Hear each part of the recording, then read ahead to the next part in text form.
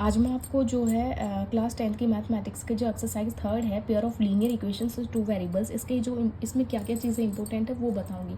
इसमें जो इक्वेशन है, लीनियर इक्वेशन है, टू वेरिएबल्स है। टू वेरिएबल्स का मतलब एक वेरिएबल नहीं, अगर सिर्फ पूरी इक्वेशन में अगर एक्स ही है, एक्स एक्स एक्स है, जैसे 2x plus 2x² plus 3x plus का 1, ये क्या है, वन वेरिएबल इक्वेशन है क्योंकि दोनों में x x है। बट टू वेरिएबल कब बन जाती है, जो 2x प्लस का 3y प्लस का 1, ये क्या है, टू वेरिएबल है। थ्री वेरिएबल क्या होगा, 2x प्लस का 3y प्लस का 6z प्लस का 1, ये क्या है, थ्री वेरिएबल इक्वेशन है। तो ये है, जब दो वेरिएबल होंगे तो टू वेरिएबल हो जाएगा, थ्री है तो थ्री वेरिएबल हो जाएंगे। इसी तरीके से पहली चीज़ है कि आपको वेरिएबल समझ में आना चाहिए, वेरिएबल्स का मतलब समझ में आ गया। इसके बाद में आपको इक्वेशन को सॉल्व करना है, टू वेरिएबल्स की जो इक्वेशंस हैं उसको सॉल्व करना है, बट इसमें मेथड्स हैं। सबसे पहले 3 मेथड है इसके।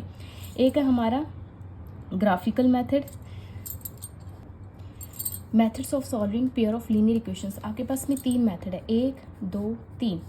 तीनों से ही अगर आप कोई भी आंसर निकाल लो, आंसर हमारा सेम आएगा, चाहे आप इससे निकालो, चाहे इससे निकालो, चाहे आप इससे निकाल लो, ठीक है। ग्राफिकल मेथड में क्या है कि ग्राफ से आपको फाइंड करना पड़ता है।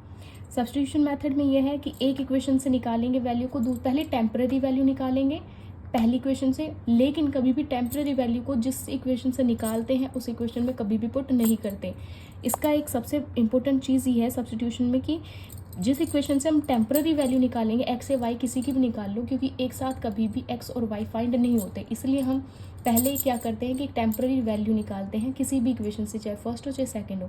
फर्स्ट से निकालेंगे टेम्पररी वैल्यू तो सेकंड में पुट करेंगे, और सेकंड से निकालेंगे तो हम फर्स्ट में पुट करेंगे। जैसे कि 2x प्लस 5y प्लस का 3 इज इक्वल्स टू 0, ठीक है।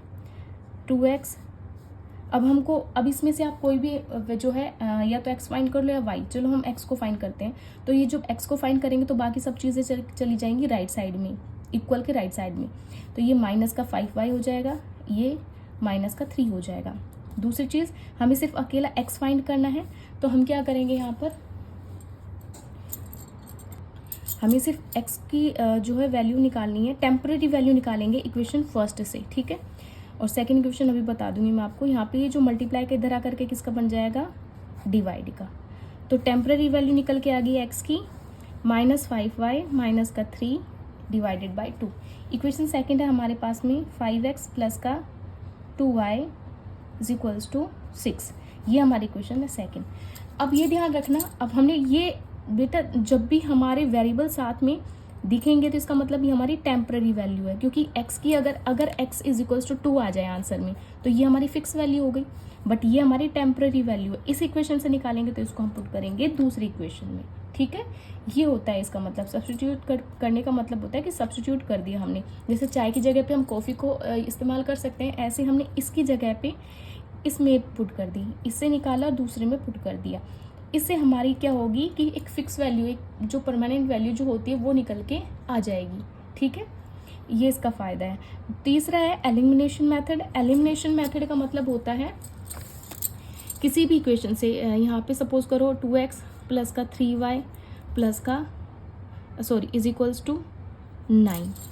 दूसरी इक्वेशन है हमारी 2x प्लस का 5y इज इक्वल्स टू 6, ठीक है। ये फर्स्ट इक्वेशन, ये सेकंड है। एलिमिनेशन का मतलब है या फर्स्ट की दोनों इक्वेशंस में से क्या है, एक दूसरे में से क्या है, एक दूसरे को एलिमिनेट कर दो। जैसे हम नंबर्स को करते हैं, 9 में से 6 को मैं क्या कर दूँ, एलिमिनेट कर दूंगी, तो कितना बचेगा हमारे पास में, यहाँ पे बच जाएगा 3। ऐसे ही अब ये कटेंगे नहीं, क्योंकि ये प्लस है, ये प्लस है। एलिमिनेट करने का मतलब है पहले किसी एक वेरिएबल को, इक्वेशन में क्या है ना, तो x और y साथ में नहीं निकल सकते। एलिमिनेट करने का मतलब ये है कि आप एक वेरिएबल को ख़त्म कर दो, तो उसके लिए हमें इसको साइन चेंज करना पड़ेगा। Plus minus is minus, 2x में से 2x चला जाएगा तो क्या बचेगा, कुछ भी नहीं, ठीक है।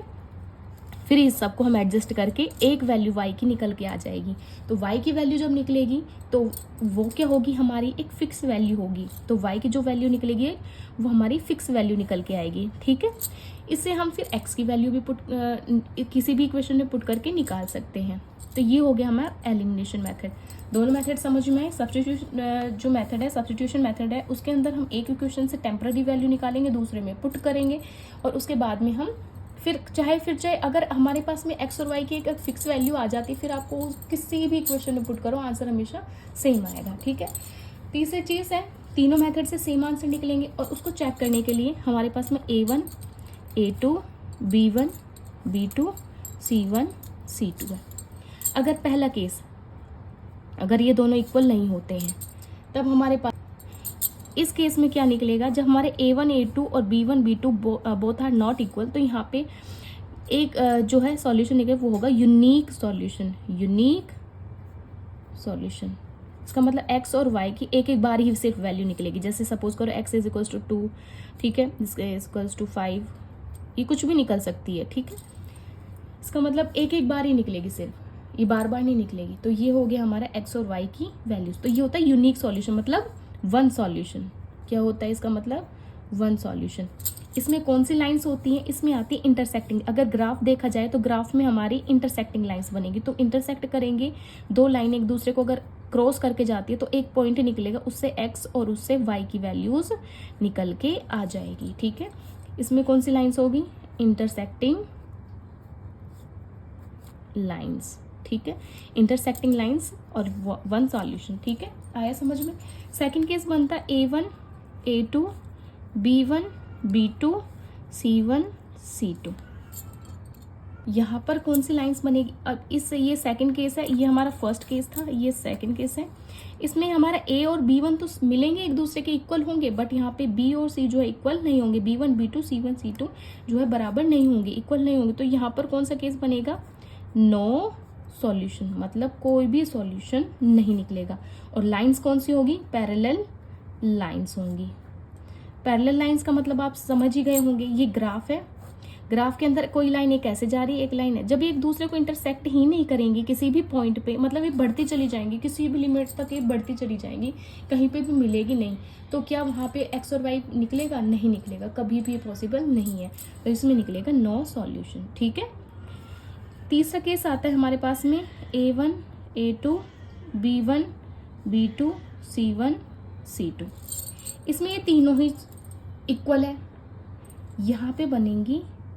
एक तो पहला केस कि यहाँ पर तीनों ही इक्वल है, कोइंसिडेंटली, जैसे बोलते नहीं है कि अरे कोइंसिडेंटली हमने क्या कि जैसे कपड़े पहन लिए सेम कलर के, तो वो इत्तेफाक से हुआ। तो इत्तेफाक से अगर तीनों ही बराबर हैं, यहाँ पे आएगा मैनी सॉल्यूशन, मैनी सॉल्यूशन, क्योंकि यहाँ पे जो लाइंस होंगी ग्राफ में वो एक ही जगह पे दूसरी लाइन, मतलब बहुत सारे पॉइंट्स पे इंटरसेक्ट करेंगे, बहुत सारे पॉइंट, तो दोनों लाइनें एक दूसरे के ऊपर आ जाएंगी। देन यहाँ पे बहुत सारे पॉइंट्स होंगे जहाँ पर एक्स और वाई की वैल्यू निकल के आ जाएगी, तो यहाँ पे होगा मैनी सॉल्यूशन। उसके बाद में कोइंसिडेंट लाइंस, ठीक है, कोइंसिडेंट लाइंस, ठीक है, मैनी सॉल्यूशन कोइंसिडेंट लाइंस, क्योंकि हमारा जो ग्राफ है उसके ऊपर दोनों लाइन से सेम उस पे आएंगी ग्राफ में, तब यहाँ पे क्या बन जाएगा, मैनी सॉल्यूशन। और ध्यान रखना, जब तीनों बराबर होंगे एक दूसरे के तो मैनी सॉल्यूशन निकलेगा। अगर A1 और B1 हमारा मैच नहीं करा तो हम आगे बढ़ेंगे ही नहीं, हम सिर्फ, क्योंकि हमें सिर्फ मिल गया आंसर हमारा। काफ़ी लोग क्या, बच्चे क्या करते हैं कि आगे भी देखेंगे, अरे नहीं, अगर हमारा इतना मैच नहीं हो रहा तो हमें आगे देखने की ज़रूरत नहीं है, ठीक है। तो यहाँ पे हमें पता चल जाएगा वन सॉल्यूशन है। दूसरा, अगर हमारे ये दोनों बराबर हैं और ये इक्वल नहीं है तो यहाँ पे आ जाएगा नो सॉल्यूशन, ठीक है। आया समझ में, ये इसकी बेसिक डिटेल्स थी इस पूरे एक्सरसाइज की। इसमें 3 मेथड्स है, graphical method, substitution method, elimination method. दूसरी चीज़ है, तीनों से मेथड्स चाहे कोई भी अप्लाई कर लो आप, इक्वेशन जो क्वेश्चन में आंसर सेम निकलेगा। ऐसे ही अगर आपको जैसे बोर्ड में पेपर देने जा रहे हो और आपको ये नहीं पता कि इसका आंसर क्या निकलेगा, तो बेस्ट है आप इन तीनों को डाल के देखिए, आपको पता चल जाएगा कि आपका कौन सा आंसर निकल के आएगा, कौन सा सॉल्यूशन है। तो ये इजी ट्रिक है चेक करने की जो आपके आंसर है उसको, ठीक है। तो आपके इसमें मार्क्स पूरे सिक्योर हो जाते हैं इन तीनों मेथड्स से, और इसको अप्लाई करने के बाद तो आप कंप्लीटली सिक्योर हो जाते हो फॉर श्योर कि हाँ ठीक है, हमारा आंसर जो है वो ठीक है। अगर एक सॉल्यूशन निकलेगा, ये केस बन रहा है तो वन सॉल्यूशन समझना कि हमारा आंसर सही है। अगर हमारा ये केस बन रहा है तो कोई भी एक्स और वाई कुछ नहीं निकलेगा, तीनों मिल रहे हैं तो मैनी सॉल्यूशन है, हमारा आंसर हमें इजीली पता चल जाएगा।